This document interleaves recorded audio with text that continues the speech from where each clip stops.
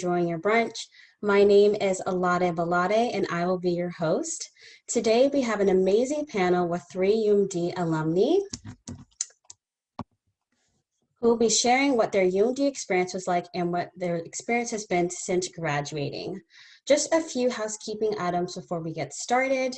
If you have any questions for our panelists, please type them in the question and answer box down below at your Zoom screen. We will be discussing these questions during the question and answer session. There is a live broadcast, so the microphones and the videos of our panelists will only be visible. We are recording the session and will share it with registrants after the event. Now, with further ado, we will turn the time over to the panelists. Let's get started with introductions. So, Aurelia, you can start. Hi, everyone. My name is Aurelia Michael, originally from the Bronx, New York. I am class of 07, graduated in 08 as a dance and business major, double major, and I'm currently in Los Angeles as an actor and life coach.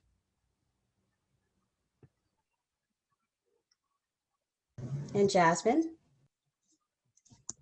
Hi everyone, my name is Jasmine Snead. I am a triple Terp. I graduated in 2018, a more so class of 2017.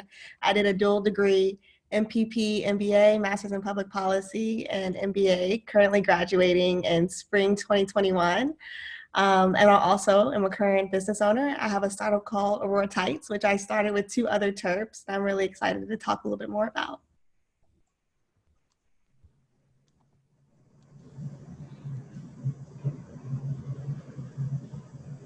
Awesome. And I'm Michelle Romeo. I graduated in 2011 with a double degree at University of Maryland, opposite College Park, in kinesiology and general biology. I then went to University of Maryland School of Medicine, so I guess that makes me a double Terp. And now I'm in my final year of residency in New York City at the NYU Bellevue Emergency Medicine resident.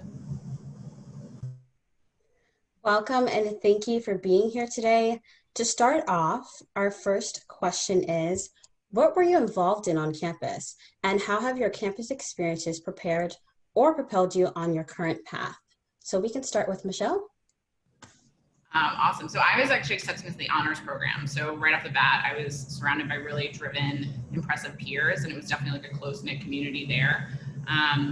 Ultimately, I became involved with Delta Epsilon Mu, which is the pre-health fraternity on campus, where people who are like-minded and want to go in the health fields get together. And so that community really had propelled me into everything. And then I was involved with club volleyball, helped me with my mental health and staying active.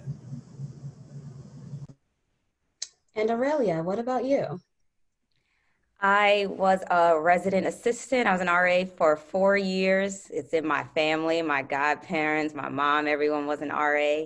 I started a dance team called Dynamic, which is still going about 16 years now. And I'm a proud member of Delta Sigma Theta Sorority Incorporated, Kappa Phi chapter, Fall 05. Great. And Jasmine?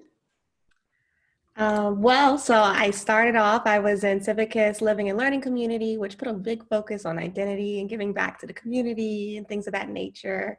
I was also a part of the University of Maryland figure skating team, which a lot of people don't know we actually have, but if you go by the Metro, there's actually something called Herbert Wells. It's an ice rink and definitely should go by.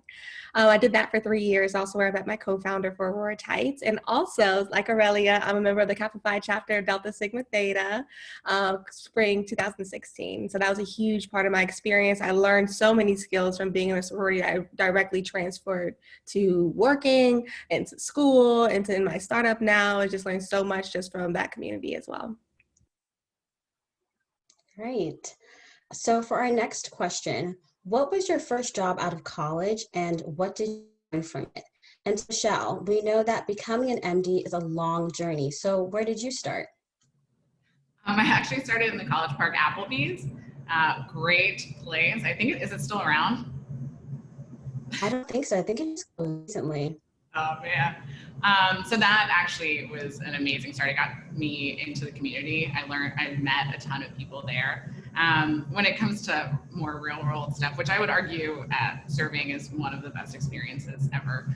I actually took a job at Curves in Greenbelt, and I just loved working out with especially women, and that was really invigorating to me. And then I became an ER scribe, where I actually through someone in Delta Epsilon Mu had done it, and you work alongside ER physicians for 8 hours, helping with patient care and documentation. But it was really like my first taste of medicine. It really solidified that I wanted to be there and I wanted to be a physician, and allowed me to see, multiple roles in the hospital. But before that, I had no idea what I wanted to do. And I did a lot of odds and ends jobs. I worked at the varsity team house. I did Curves, like I said. I volunteered in various areas too, just to kind of figure it out. And Aurelia, what was your first job and what did you learn? So since I was staying an extra year, I was a dance teacher in Elkton, Maryland. I learned to budget. It didn't pay too well. I didn't work too many hours. So my roommate and I would co-sign on his car and then he would help me pay rent. So I really learned to hustle right out of college, because I knew that I wanted to dance and I knew I wanted to teach, and I knew coming right out of school that wouldn't be the most lucrative job, but my parents had always instilled in me to follow my passions. So I was a dance teacher all the way from 2008 up until, I still teach now, but I was doing that almost full time up until about 2015. So that is something that I definitely learned, was to if this is what you want, you've got to do what it takes to get there. Definitely. Anything to add, Jasmine? What about your experience, your first job? Yeah, absolutely. I'm a big person who did a lot of odds and ends jobs. I was always working even since high school. It just gave me a sense of independence and freedom, but very similarly. So I'm a lifetime ice skater, and so I taught ice skating. That was my job throughout school. But right after school, I did tech sales at a company called General Assembly, but I guess my first real job. I was chief of staff for a fellow Terp as well, Delegate Jazz Lewis. He took a chance on me. I was 22 years old to be his chief of staff, but he was also the youngest person in the house at the time, and so on a Democratic side, and so that was a huge experience, really just trying to learn as you go, and I took a lot of skills from there. So Wow, that's great. So moving on to our next question, what does a typical day look like for you all? How do you balance various aspects of your life? So Jasmine, along with having your business, we know that you're also enrolled as a dual degree here at the University of Maryland. Would you like to share what it's like balancing your business and graduate school?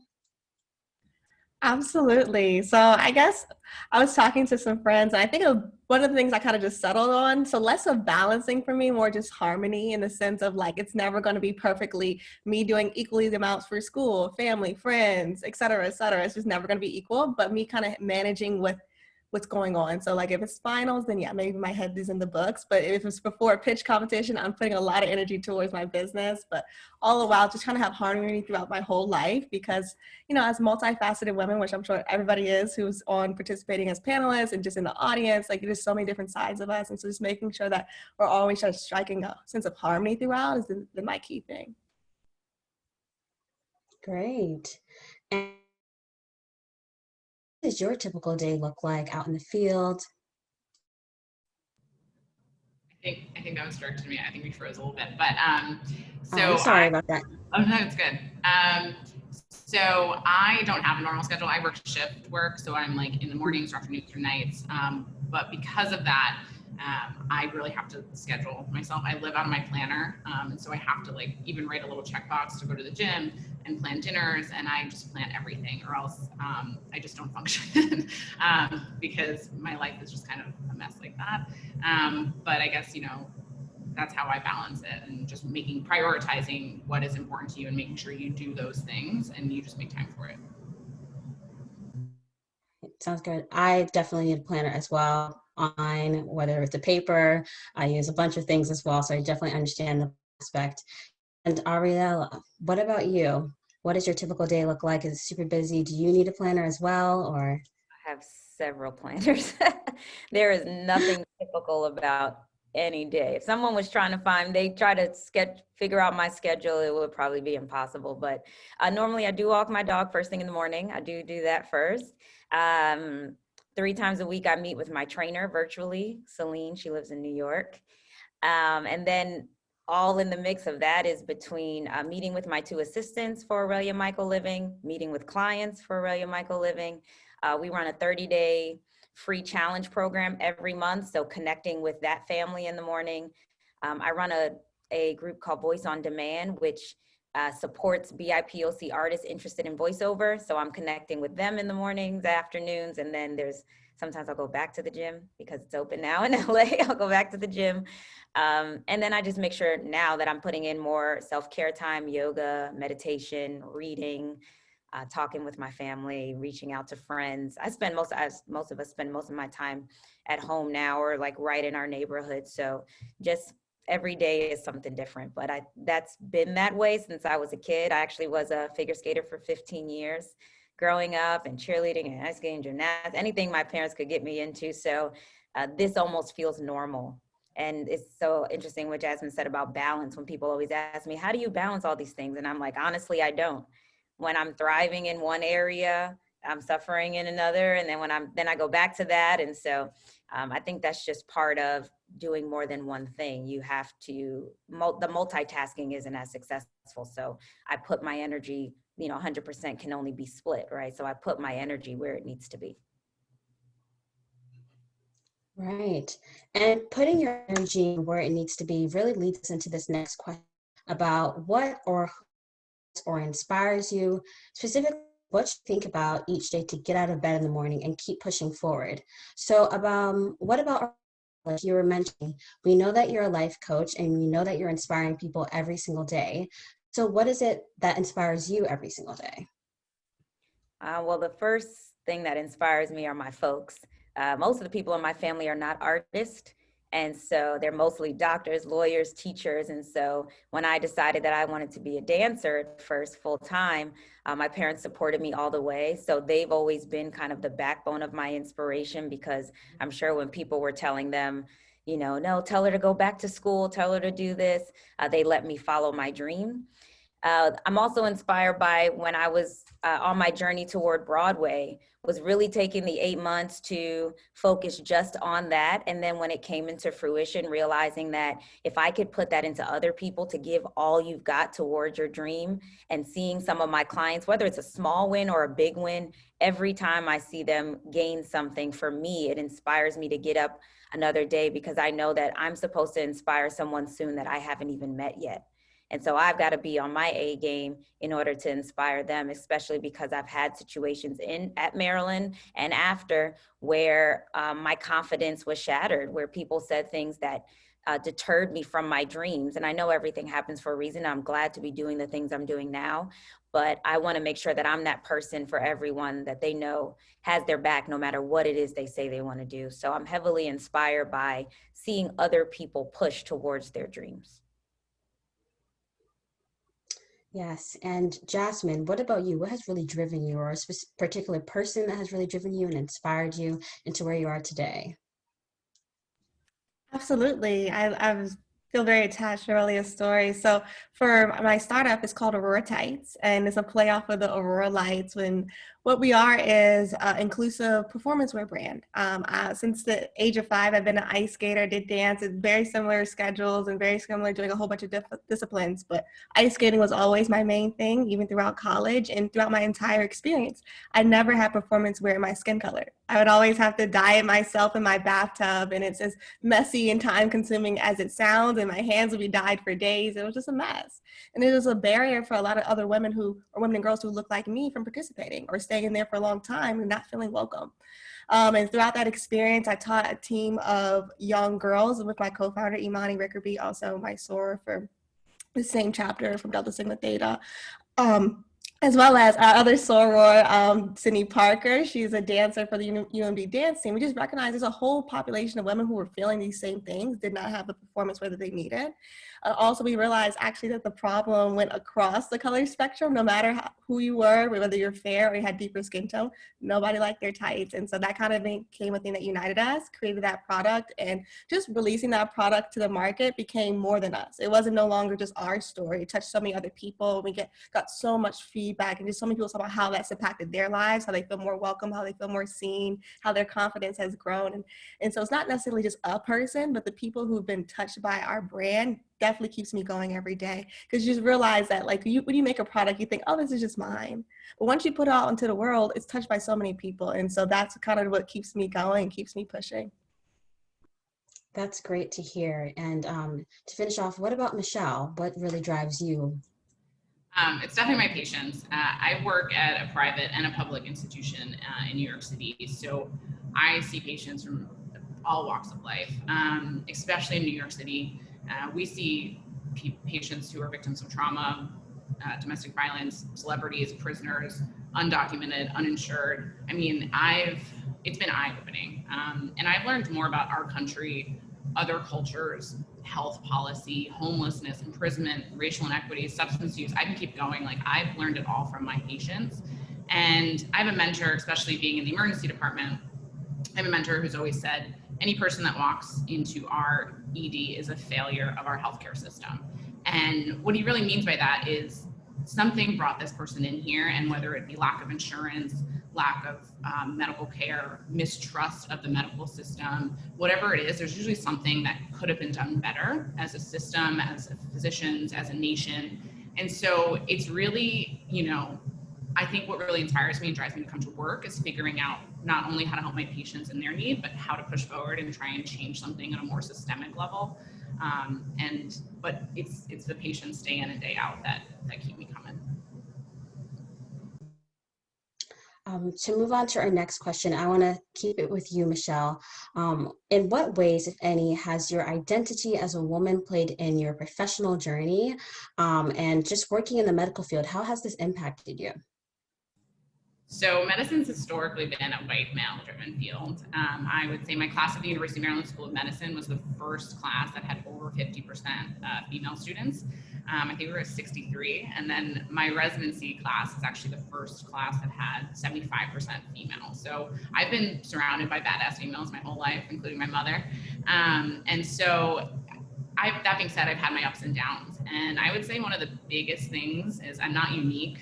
When I come to work, me and my female colleagues are, people do not identify us as physicians. And my Black female colleagues have it even harder. And so I would argue it's really taught me to find my voice and my confidence. And it's taught me to own my title and make me realize I deserve to be called Dr. Romeo. And that has carried outside of the hospital too. And finding that voice and basically carrying confidence in real life has just done so much more for my career. And I would also argue there's fewer female physicians. So when you connect with someone, it really helps. Like, it's changed my career connecting with other female physicians, because you kind of look at each other with an understanding, like, oh yeah, you've been there too, and you have your back. To hear. And Jasmine, how has your identity of being a woman really played a role in building your business or seeking the job you aspire to have after you finish your degree? Absolutely. So very inspired, always have been, by strong women. And it's also reflected in my team. We're all women. We have an all women team. It's about 9 of us right now. Well, except for my fiance, he helps us occasionally, but really it's all women on our team, and we like to keep it that way. And it's just that sense of empowerment of knowing that, like, I think one of the biggest things I felt as a woman is sometimes that imposter syndrome. Like, one, it was like, okay, I'm talking about a product that most people don't have any idea of or don't feel that need for. So I felt that kind of imposter syndrome. But 2, in the sense of, like, at first I didn't have a business background when I first started with entrepreneurship before I got my MBA, and just all these different factors. And then also finally, the last piece is that nobody looks like me in the room that I'm usually pitching for on that board or on that panel. And you kind of just feel like, will anybody hear me? Will anybody see me? But I think that having this journey, one, recognizing, I think it's an internal journey of knowing that you deserve, you're worth it, that your story is meant to be shouted from the rooftops just like everybody else's. And so that was a kind of internal path, but doing it alongside so many of I call them like sisters, the people within my business, that just makes it even stronger. So we're able to kind of be that support for each other, like push each other. So whether that's for Aurora related stuff, applying for pitch competitions, talking to investors, just continuing that grind, but also more personal stuff. So like my 2 co-founders have their own lives outside of this. And so like one of them works at Facebook and the other one is getting her degree at the University of Michigan. And so it's just like encouraging them to, you know, ask for a relocation bonus, you know, with their new job, or encouraging them to do this. You know, that's kind of something I've gotten out of having my team. And it's all been very much women focused, a really big highlight on Black women, particularly on our team. And so that's just been a real source of strength for me. Great to hear. And Aurelia, what about you with being a life coach, inspiring all these people, inspiring other women as well? How does this play a role? Well, just to backtrack a bit, my experience in dance was almost the total opposite. There were too many women. Like you go to an audition, there's like 400 women to every 50 guys. And I think one of the things that started to build up there was this competition and this need to like be better than the person next to me. And so I love that Jasmine said about like, these are my sisters. So whenever I entered the audition space, particularly, it was always about me and my sisters winning, not me versus the other Black girl across the room. Because I think that happens a lot, no matter what field you're in, is that we feel this competition, this compare and compete. It has to be me or you. And I think that energy enters in room with you and enters in an interview with you. And I find that I believe there's enough gold for everybody. So I'm always thinking about how can both of us get put on and not one or the other. And then in terms of life coaching, I think something I noticed most from my female clients are being afraid to ask, being afraid to ask for forgiveness instead of permission, kind of always saying like, I don't know if I should do this. Whereas my male clients are kind of like, so I did this, it didn't work out, this happened. So I did this, it did work out, it was great. And so what I'm always trying to instill in my female clients is to go after yours, like take up the space. It's like a parking spot. It's got your name all over it. You've got to take that space up and be unapologetic about it. We always talk about this like seat at the table. I'm over here building my own table, and then I'll let you know if you can come in. That's how I want my clients to enter any situation, is that I'm an asset to whatever you have going on, to your project, to your business. If you're picking up what I'm putting down, great. If you're not, even better. Let me bring it to somebody who will actually appreciate it, as opposed to the I'm so happy to be here syndrome, that I want to walk on eggshells and make sure I don't ruffle feathers. You have to ruffle feathers, otherwise you're probably just getting run over. So I find that, you know, overall, I'm always pushing the women in my business to, one, recognize that they're grown. You're not a little kid anymore. You're not going to get in trouble, you know, except with your mama. You're not going to get in trouble. You know, own your space, believe in yourself, because whatever you're putting out to the world, you're teaching people how to treat you. And so I think that's something that women can definitely work on more, is teaching people, this is what I'll accept, this is what I won't accept, so that you don't even need to say it out loud. It's already coming out of your aura. Wow, that was great. Thank you so much for that contribution. So for our next question, we know that all three of y'all are well-established women in your field. You all are really killing the game. So we just want to know, what is one piece of advice you would like to leave with current students? So we can start off with Michelle. If I can give you anything about my background, it's don't be afraid to explore your options, and in doing so, meeting a million people in your path. I changed my major 5 or 6 times, I think, in college, and I got to meet people from all walks of life as well, and dip my toes into different areas. And I graduated a semester later, but even if it took me 1 to 2 more years, I think it would have been worth it to find out what gives you energy and drive in the end. And really, I would argue what I got out of it the most was that connection with so many people. And I really do think the human connection is so powerful, especially in this day and age when we don't have it so much. And you can learn something new from every person you meet, and don't be afraid to just try new things, meet new people, especially people that don't look like you. You can learn so much. And then go vote. That's my piece of advice too. And Aurelia, what about you? I would say two things. My first one is to really know your why. I also was a kinesiology major, and then I realized I had to take science, and I was like, oh, snap, I can't just keep taking American and sports history. So I just wanted to be a personal trainer. So I didn't realize that I didn't need that in order to be a trainer. So know your why with anything that you're getting involved in, because oftentimes when we're exhausted from doing something or we're feeling run down from something, it usually goes back to we've lost why we're doing this. Maybe we're doing it because our significant other said we're great at it. Oh my gosh, you should totally do this. Or your family is pressuring you to do certain things. Know your why. And then my second one is something that I share with all my clients, which is to protect the mind, release the plan, and trust the path. Protect the mind from all the craziness that we're seeing, especially on the news and social media. Really protect your mind. Make sure that you're reading the right things, staying around the right people. Release this plan you have. It's really just a list of suggestions. Be open to the path that you're taking and be okay with the detours. I think if I had still, for instance, I took the detour to come back to LA, even though I really wanted to do another Broadway show. Broadway's now not happening until next June. And so I've been able to be here and cultivate my TV film world and grow my business in LA. So sometimes you have to be okay with, oh, this street is closed now. Okay, let me just make this detour. And maybe I'll end up back where I wanted to go, or maybe I'll end up somewhere new, but I have to be open to that. Thank you. And Jasmine. Yeah, I think that's just all amazing advice. Like, I think that's something that I definitely can feel and relate to as well for everything that's been shared. Also, please go vote.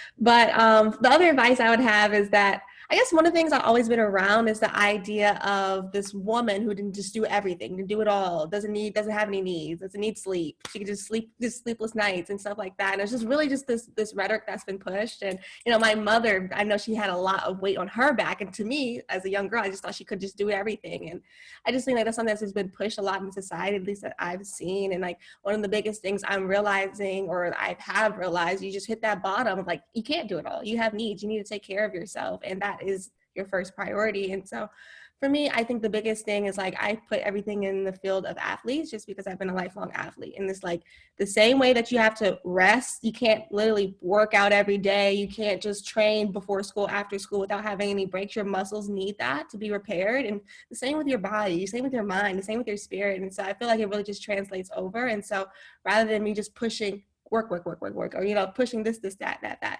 having that moment of rest and that break to make sure I know that I'm operating on my most optimized self. I think that's something that I've really been taking in. Definitely used it all throughout 2020 when this has just been a trying year for us all, a different year for us all. And that's definitely something I put into practice, so. And Jasmine, is there any way you can expand upon what actually relaxes you and what allows you to give that rest that you were talking about? Yeah, I love to. I'm one of those 2020 yogis, like a lot of people are. Like I got really more into meditation, but that's something that's always been a part of me and a part of my daily type of things. Like preparing for skating competitions, I would have to meditate beforehand. I have to picture myself landing my double axel before me doing it.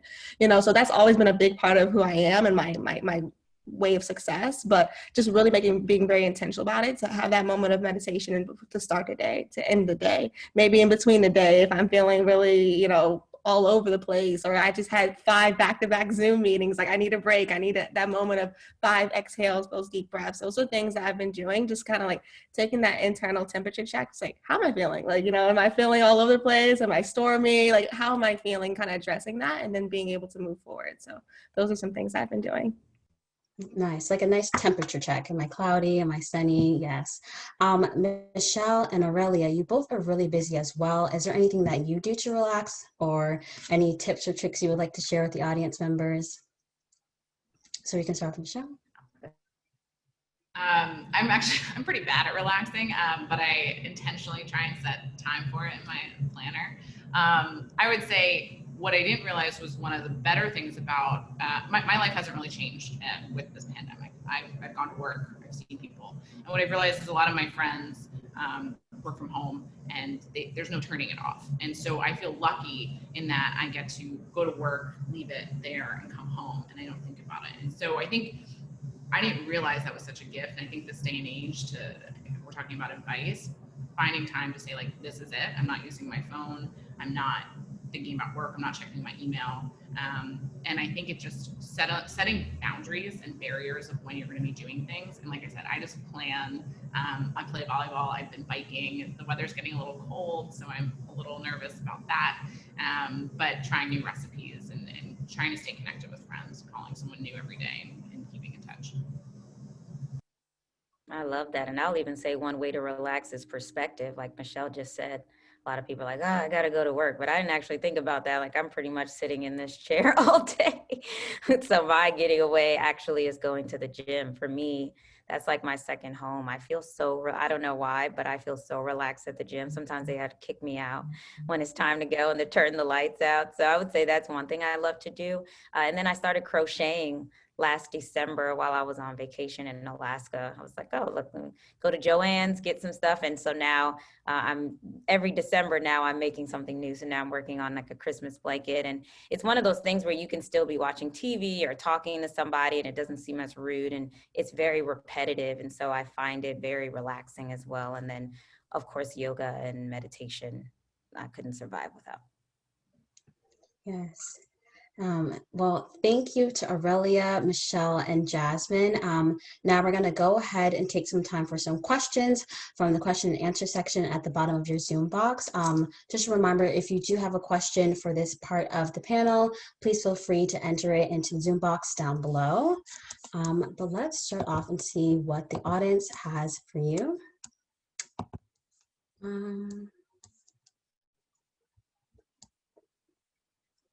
Oh, here's a really good question. So the question asks, what are some of the greatest challenges you have faced in your career thus far, and how have you dealt / overcame with them?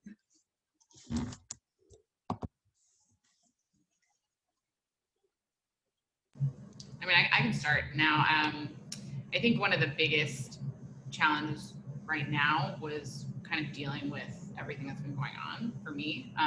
It was definitely a trying year. I saw a lot more death than I think any 31-year-old female ever should, physician or not. And I think it really helped me look at what's important to me and where I should be prioritizing my time. I think a lot of us have worked our asses off and we go, and it really forced me to say, you know, just like Jasmine said, you got to take a rest and stop and look at yourself. You're going to burn yourself out. So I would say, I think honestly, one of the biggest things I've ever dealt with was this year in the emergency department and just seeing all this. And so I would say I really genuinely just value, I think, the human connection more and like a hug, and never underestimating like just what a hug or a touch can do, and in whatever form we can get that these days, and really just humanity for the person next to you too. I think there's a lot of rhetoric in the country right now that tries to divide us, and I don't think we're going to get anywhere unless we all work together.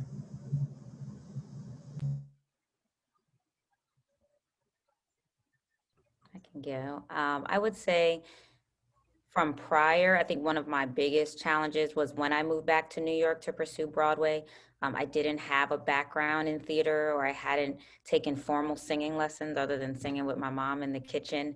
And so when I would come into these rooms, there was kind of this look of like, who's this hip hop girl trying to come in here? She doesn't have my leg. I took ballet all my life too, and my leg still doesn't go where the ballerinas go. And so what I really had to do to overcome that was to constantly enter the room showing what I did have and being unapologetic about what I didn't. So if the leg went up there, I brought it to where I wanted to bring it, but my face looked like it went past me. And I just always found things when there was an 8 count of freestyle, I'd always make sure, or if they didn't even say freestyle, I didn't ask for permission. Should I freestyle now? I just brought what I had that I kind of knew other people in the room might not have had.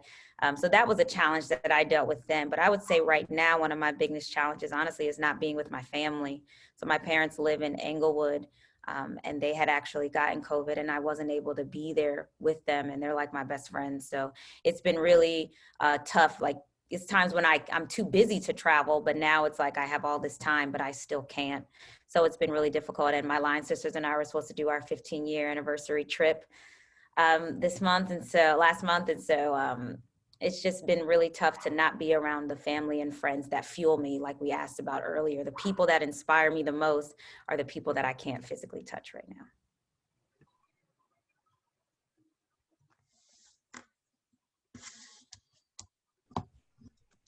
Yeah, so think different challenges that I feel like that I'm in as a current student still is just that not knowing the what's next, the big feeling. It's like, do you put all your eggs in a basket and pursue your dream? Do you have a backup plan? Do you have a plan B? I think those are the things that constantly run through my mind, or those are the challenges I think of. But I think the biggest thing that I've been focusing on, and that is giving me a lot of perspective, is this the idea of maybe yes, maybe no. I think a lot of times, like, just someone, particularly, I'll admit I'm a little type A. I want to know exactly what I'm about to happen before it happens, and just knowing that maybe this will happen and maybe it won't. But also knowing that I've built the skills to be able to adjust to whatever does happen. Like, I have the skills in place to kind of handle if something does happen that's not something I foreseen, that I can adjust to what's going on. And so the concept of maybe yes and maybe no has been something that's been a huge driver for me as we move forward and, graduating in 2021. Great, thank you so much. So for this next question that we have, it's kind of bringing you back to when you were on campus as a student. So what was your favorite memory as a Terp when you were on campus? I know it's probably a hard question to think about. Well,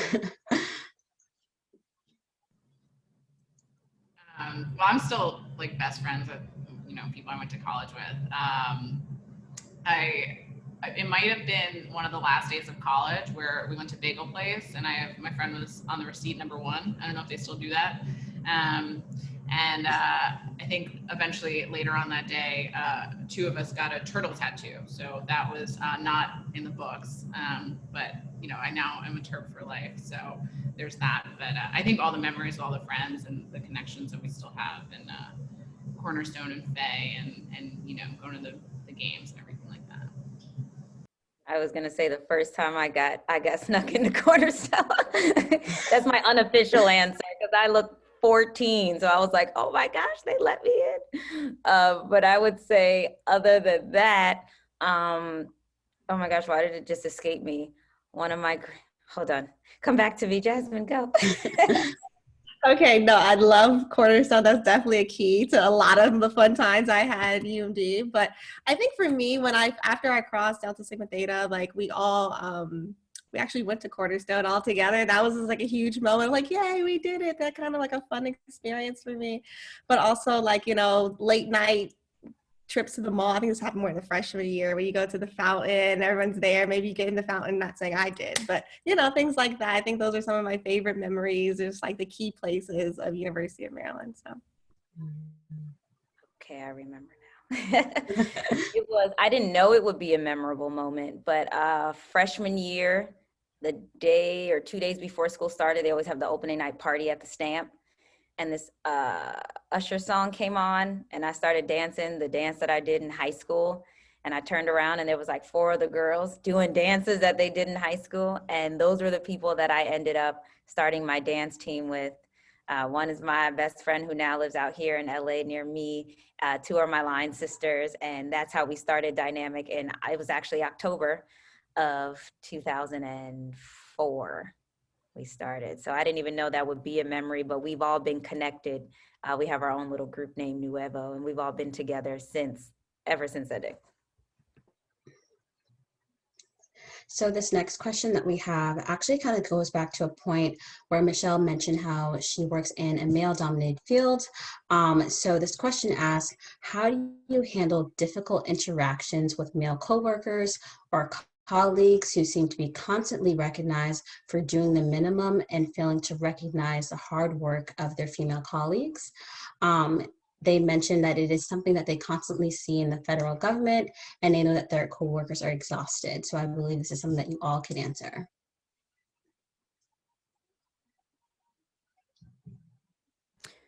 Well, I want to challenge this a little bit, because it feels like 2 different things are being said. There's a feeling that these people, and not saying it's not happening, but there's a feeling that they're being recognized.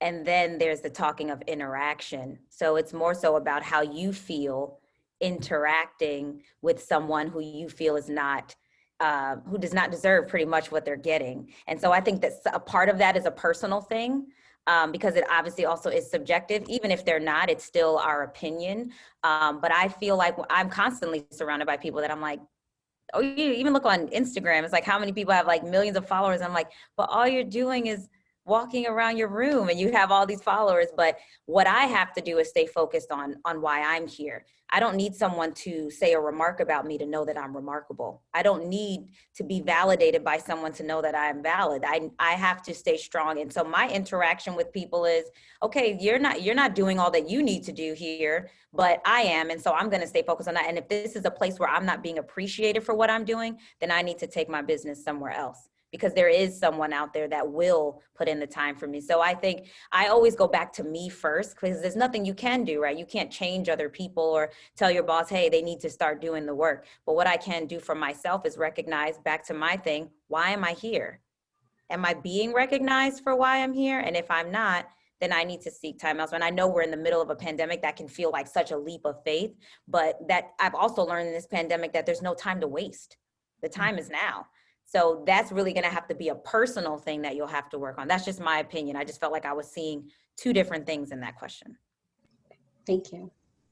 Yeah, I couldn't agree more. I think one of the biggest things, just like with anything with performance related, that was my whole life as a performer, and now with entrepreneurship, which is definitely one of my first loves, it's like there's a lot of room for rejection. There's a lot of somebody externally telling you the value of what you're doing. And I think the biggest thing is recognizing you can't control that, but what I can control is not letting that in. I know that I brought my A game. I know that I'm great. I know that this is just a stepping stone for me. I'm going to keep going. That's the only thing I can control. I can't control what they think. And me recognizing that is like using all that, because you think about it, that's like all that negative space is being in your mind. Like now you're thinking about that coworker who's not doing anything. Now you think about that boss who told them great job when they didn't do anything.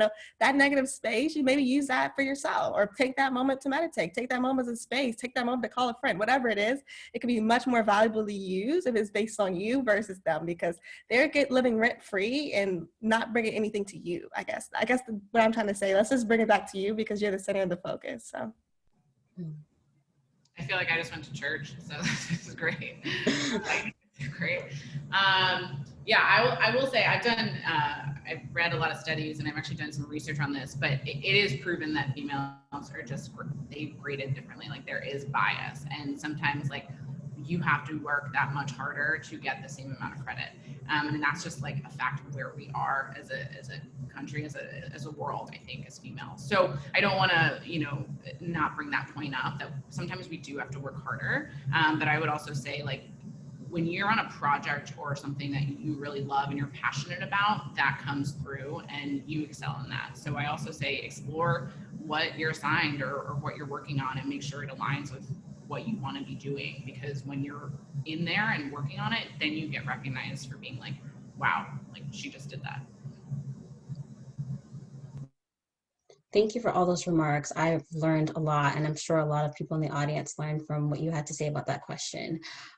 We also have another question where it asks, how do I start networking with the alumni network as an international student to get ahead in my career and develop professional relationships? Does any of y'all have anything to add to that question? Mm-hmm. I really don't like the word networking. I think it has a negative connotation. I think it feels greedy. I call it net giving. A lot of times, and it's almost exactly why I'm glad they phrased it like this. When I think of networking, it's literally, what can I get to get ahead in my career? I have built my entire career on net giving. What can I give to someone to push their career? If I stay focused on service, it will always, and it has always come back. For 7 years, I didn't have a website for my business. I just became an LLC 8 days ago. My whole business has been built on word of mouth, giving, giving, giving. So I would say the first way is to not look who can connect me to this person? What resources do you have that you can connect someone to someone else, or something international that I might not be privy to? And if those are whoever you want to work with, whoever you want to be connected with, what ways can I be of service to you?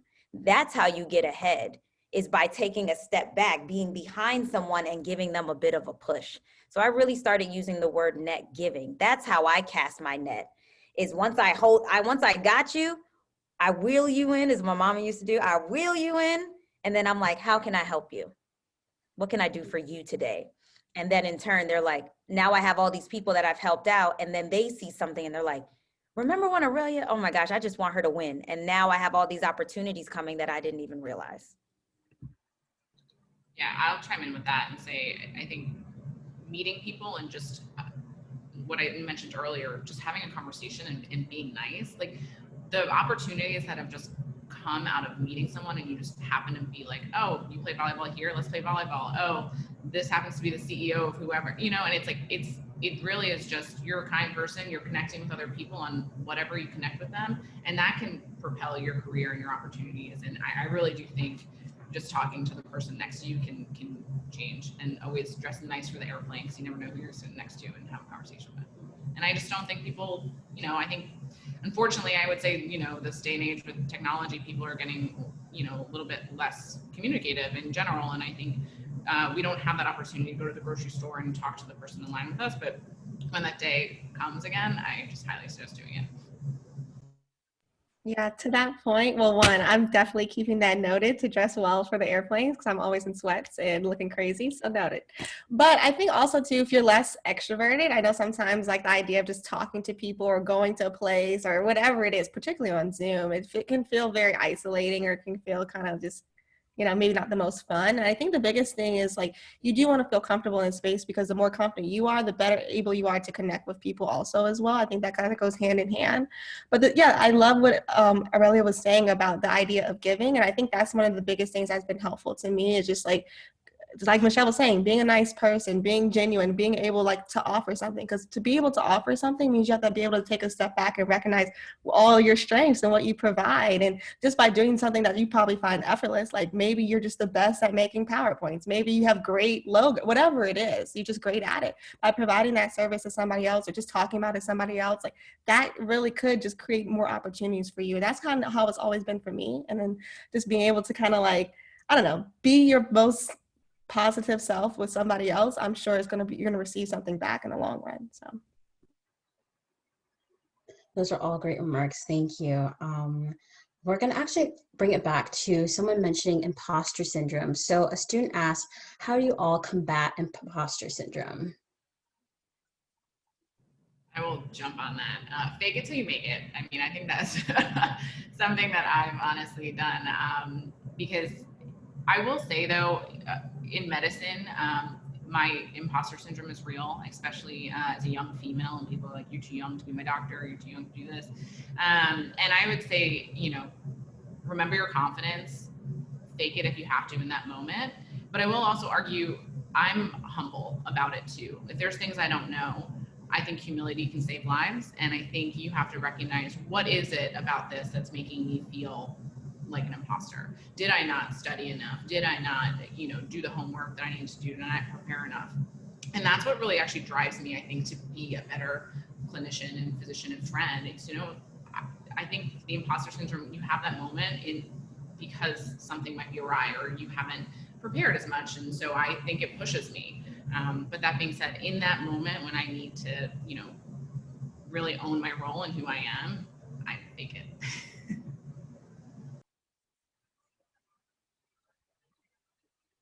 I definitely agree. There's so many moments of like, again, the things that I do is very performance driven. So it's just a moment, you know, that's what I kind of keep in mind. I need to only do this for 10 minutes, whatever it is. And just taking that deep breath before doing it and kind of like letting that like kind of go, you know, not like psyching yourself out. I think that's the biggest thing. Sometimes I feel like the biggest, you know, hurdle is internal thoughts, internal things and things like that. And so very much to what I was saying before about the maybe yes, maybe no. I think a lot of my at least imposter syndrome kind of falls out of that. It's like, I just want to do so well, like, but maybe you won't. Okay.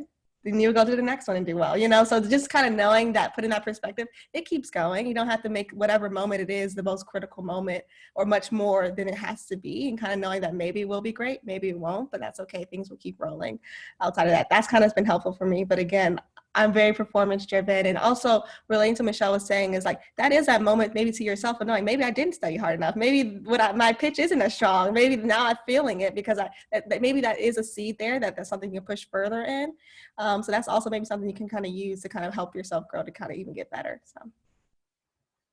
And I'm really particular about the people I keep around me to make sure that those are the people reaffirming when I'm moments where I'm like, hey, am I being an imposter? That I have people that go, absolutely. How the heck did you get that opportunity? And then they'll either say, run, or they'll say, you better figure it out. You obviously are there for a reason. This is intended to stretch you. So making sure I keep people honest around me, not people that are just like, yeah, you can always do it. It's like, no, call me out. Did I not study enough? All right, let me go back. Thank you. Thank you for keeping it real with me. So making sure that the people around you are not just being nice, but also being honest. Keeping it real is definitely really, really important. So thank you for all those remarks there. So some of you mentioned that you have a mentor. Question was, how did you go about choosing your mentor?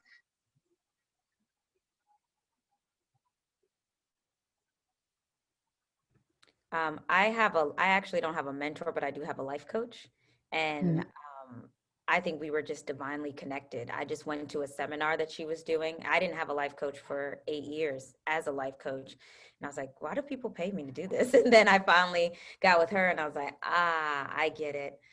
So we just sat down and just had a conversation about, I looked at a lot of what she had been doing. Are these the kind of things I'm interested in? She had opened a fitness studio. She sold a fitness studio. She was an attorney, and I wasn't interested in attorney, but I always wanted to know, like, okay, if I get contracts, what do I do? So I really looked at, and she was a huge family person. She's also lived in Jersey near my folks, so we were able to connect. So I just kind of looked at the things that I was interested in, and then I just felt out her personality. A mentor doesn't necessarily have to be doing the things that you're doing, but it's something about their energy that when you talk with them, you always leave the conversation feeling better than when you came in. And Michelle, I remember you mentioned having a mentor. So what is that like in the medical field? Yeah, I would say my mentors came out from like social situations where I would be talking to someone who wasn't actually doing what I wanted to be doing, but they taught me something else about life. And I would argue that's different than a sponsor. And I think as far as work goes, sponsors have really changed my career versus mentors. I think mentors are people who push me and make me better in and out of the hospital. But my sponsors are the people who you see someone higher up that you're like, I want to be doing what she's doing one day. And so you talk to her on the side, seek her out, pick her brain, get her to know that you're also interested in that. And then next time there's something else, she's like, oh, you know, Michelle was talking about this, and she becomes a sponsor. She drops your name when there's a name drop that can just change the opportunity. So I think there's a big difference in if it's looking more in just your work field, finding that person who is higher up than you and seeking them out, and just the power of a hello. I get probably a broken record now, but talking to them and letting them know your interest. People are, at least I know when I hear from younger residents or, you know, senior faculty, no one's upset to hear that we want to talk to them or get to know more about what they do.